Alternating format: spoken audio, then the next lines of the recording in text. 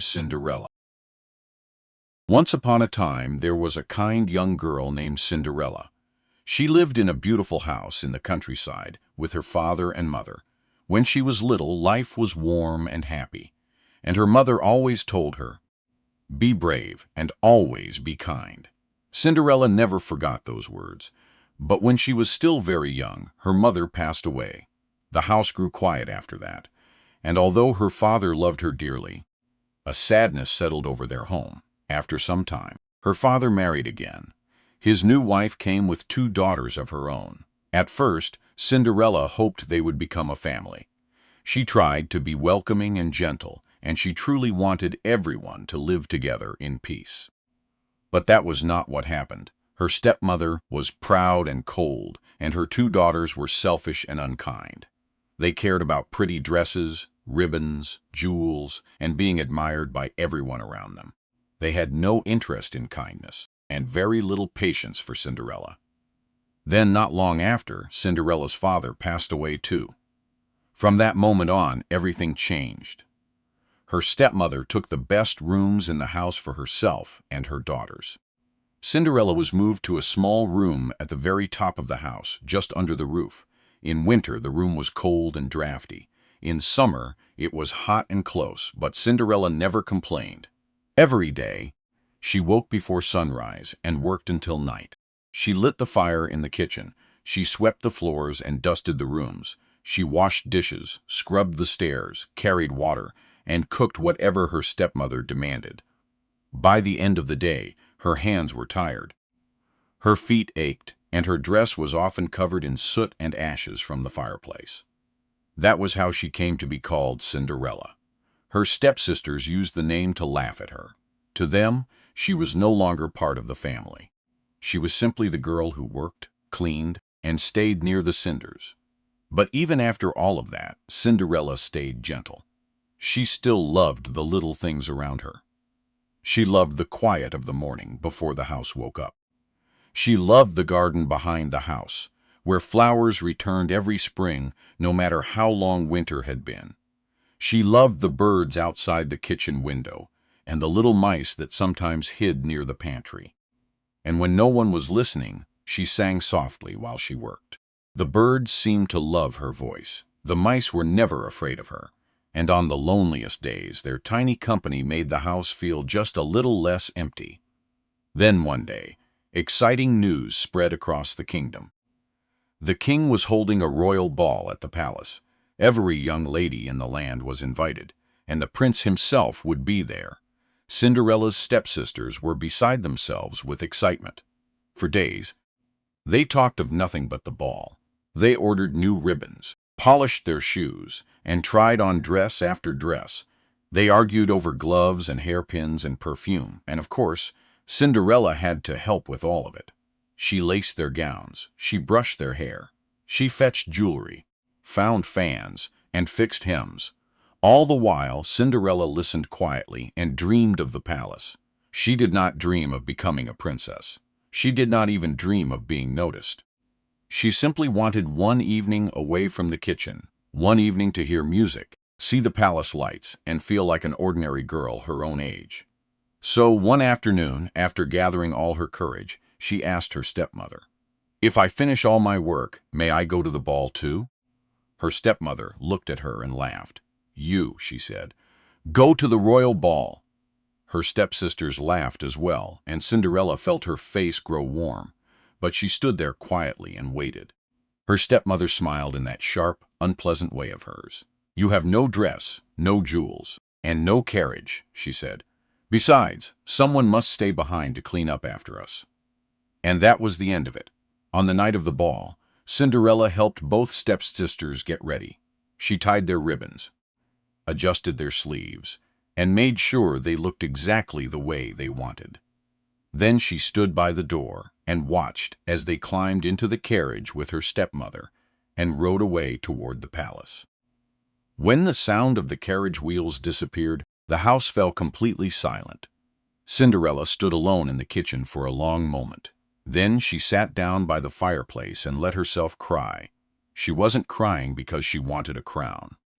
She wasn't crying because she wanted to be admired. She was crying because, for just once, she had wanted to be included. "I only wanted one evening," she whispered. And then, all at once, the room filled with a soft golden light. Cinderella looked up in surprise. Standing before her was a kind-faced woman with bright eyes and a warm smile. In one hand she held a shining wand. "Do not cry, my dear," the woman said gently. "You shall go to the ball." Cinderella blinked in amazement. "Who are you?" "I'm your fairy godmother," the woman said. "And I think it's time for a little magic." She asked Cinderella to bring her a pumpkin from the garden. With one flick of her wand, the pumpkin turned into a beautiful golden carriage. Then she called a few little mice from the corner of the kitchen. Another wave of the wand, and they became elegant white horses, ready to pull the carriage. A sleepy old dog near the fire became a proper coachman in a fine coat and hat. Cinderella watched all of this with wide, shining eyes. Then the fairy godmother turned to her with one last wave of the wand. Cinderella's old work dress disappeared. In its place was a beautiful gown, soft and shimmering, as if it had been made from moonlight itself. On her feet appeared a pair of delicate glass slippers. Cinderella looked down at herself and could hardly speak. "Oh," she whispered, "it's beautiful." Her fairy godmother smiled. "It is. But listen carefully, Cinderella. The magic will only last until midnight. When the clock begins to strike 12, you must leave the palace at once. No matter what happens, do not stay." "I won't forget," Cinderella promised, and so, with a heart full of wonder, she stepped into the carriage and set off for the palace. The palace was more beautiful than anything she had ever imagined. Every window glowed with light. Music floated through the halls. The ballroom sparkled with gold, flowers, and candlelight. When Cinderella entered, the room seemed to fall still. People turned to look at her, but she hardly noticed them. She was too busy taking in the music, the chandeliers, and the strange, lovely feeling of being somewhere so bright and beautiful. Then the prince saw her. He crossed the room at once and bowed. "Would you dance with me?" he asked. Cinderella smiled, a little shyly. "Yes," she said. And so they danced. They danced through one song, and then another.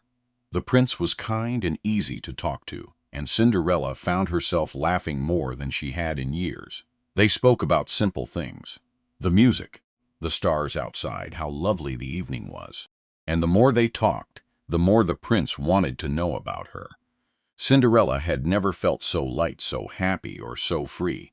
For a little while she forgot everything else. She forgot the kitchen. She forgot the ashes. She forgot the years of being overlooked. She was simply a girl dancing beneath the palace lights.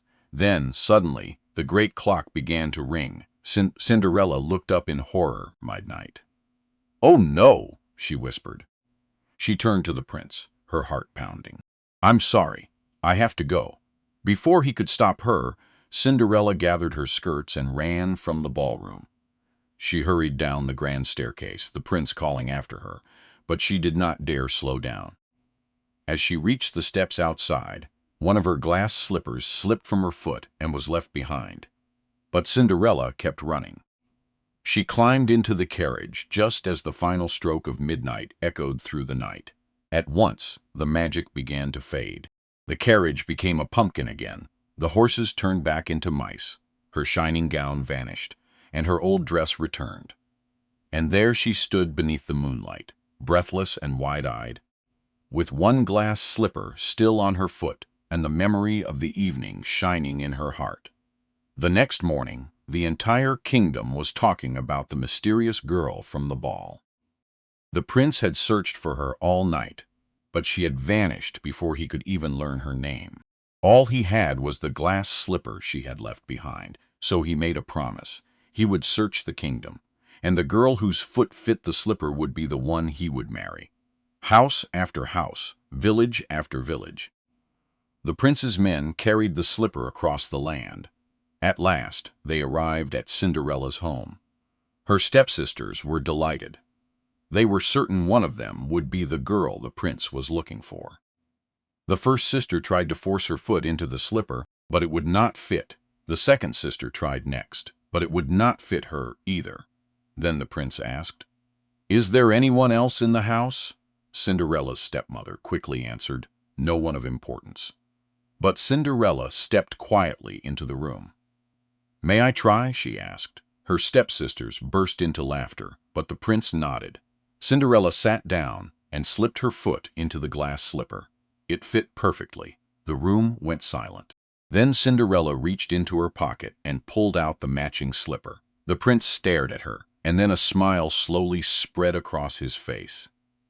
"It was you," he said softly. Cinderella looked at him, and in that moment, everything changed. Not long after that, Cinderella and the prince were married in a joyful celebration at the palace. There were flowers everywhere, music in every hall, and happiness in every corner of the kingdom. But the most magical part of Cinderella's story was never the gown, or the carriage, or even the glass slippers.